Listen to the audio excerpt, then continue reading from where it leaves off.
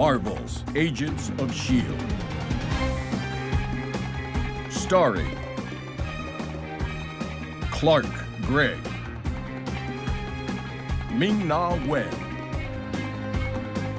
Chloe Bennett, Elizabeth Henstridge, Henry Simmons, Natalia Cordova-Buckley, Jeff Ward. So with Agents of S.H.I.E.L.D. ending, it's time to start thinking about what comes next for the show and the characters. So in Marvel Comics, there's a division of S.H.I.E.L.D. that only monitors space and alien threats, and they only operate in space, and they're called SWORD, or the Sentient World Observation and Response Department. And they've been teased over and over again in Agents of S.H.I.E.L.D. and the wider MCU, like the movies and all that. But numerous times over the show's history, we've heard a joke or a reference here or there about S.H.I.E.L.D. having people in space. Season 4 even ended with a tag that showed Coulson, and by extension S.H.I.E.L.D., in space. So a lot of us immediately were like, yes, they're finally doing SWORD. But this was quickly deconfirmed when Season 5 showed that they were actually just seeing the last remnants of humanity in a dystopian future. But all the teasers for Season 5, and even a lot of the dialogue in Season 5 Episode 1, kind of alluded to and teased that maybe SWORD was finally happening or would show up in some capacity, such as Yo-Yo asking that she always thought S.H.I.E.L.D. had people in space or on the moon or something. The moon tease might be more towards Inhumans, but the whole thing about S.H.I.E.L.D. having people in space was something that was constantly talked about in early Season 5, but it didn't happen. Season 6 started to kind of get us excited again since S.H.I.E.L.D. characters were full on exploring space for the first time. We kind of thought that what if Season 6 ends with our characters deciding to have a division or group constantly monitoring space, since now the Zephyr 1 was capable of going into space, but that again didn't happen. But in terms of the wider MCU, SWORD hasn't just been teased, it's actually happening now. But there's some small spoilers here for the upcoming Disney Plus show, Wandavision, which is obviously going to be focused on Wanda and Vision. But they're not plot-heavy spoilers, but there's a few minor characters confirmed that might be something you want to steer clear of. So like a year ago, there were actually some leaked pictures from WandaVision set that shows SWORD and also the characters of a grown-up Monica Rambeau, who's the little girl from Captain Marvel, and Agent Jimmy Woo, who was first seen in Ant-Man and the Wasp. So this kind of confirms that SWORD is coming to the MCU proper, and also that Monica is tied to them in some capacity, probably a higher-up character in them, since she's had experience with these kind of characters with Captain Marvel and all that since her early childhood. But this also likely plays into the end credit scene of Spider-Man Far From Home, which shows Nick Fury hanging out in space with the Skrulls and overseeing things on Earth, and he's likely going to be up in space running SWORD as a director up there. What does this mean for Agents of S.H.I.E.L.D.? Does this mean we could see a Disney Plus Agents of S.W.O.R.D. show with some of our characters show up? Well, probably not. A SWORD show likely isn't on the priority of Marvel at the moment, since they seem to be wanting to concentrate their Disney Plus shows on either main MCU characters or Marvel characters that are big in the comics that haven't made their debut in the MCU yet. And I'd imagine SWORD will be a mainstay of the MCU, kind of like how S.H.I.E.L.D. was in early Marvel Phase 1.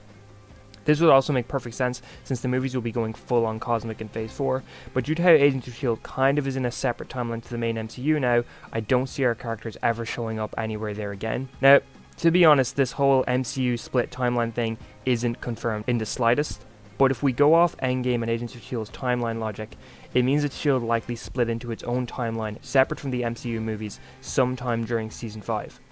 This would also explain why there's nothing to do with the snap in Season 6.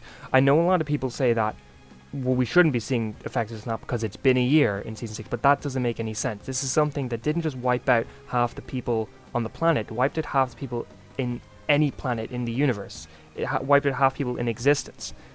This isn't something that people just kind of stop talking about or stop kind of seeing effects of a year later. Sure, if you look at an Endgame, that's 5 years on, and there's still effects everywhere. Everywhere looks so down and dreary and depressing, whereas in early Season 6, Earth looks fine, it looks happy.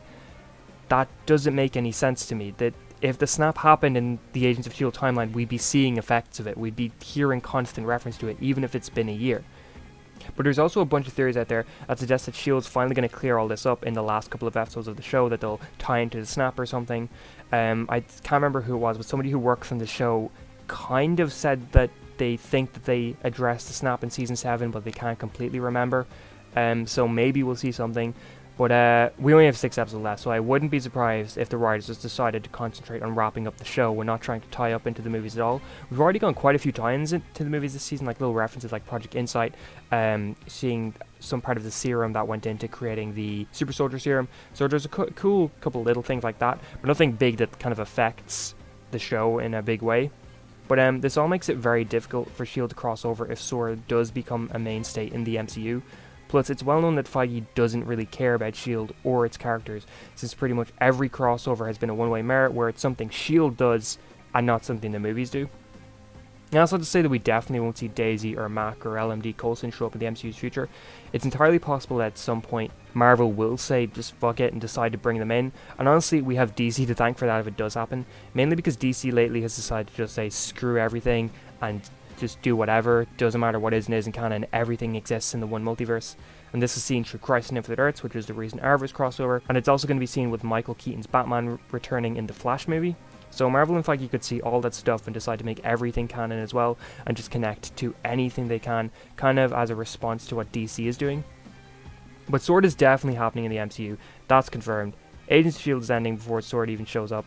It's completely possible we'll get surprised and see our characters pop up, which would be amazing. Plus, Ming-Na Wen, who plays May, has said that when the show ends, it kind of leaves certain characters' endings open so that they can return if they want, which could also apply they're deliberately left open for S.W.O.R.D. or for an MCU appearance later on.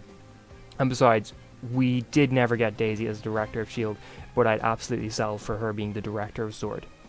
But what do you think? Do you really want to see S.W.O.R.D. in the MCU? Do you not really care? And if you like this video, please like, share, subscribe, and all that, and I hope you have an amazing day.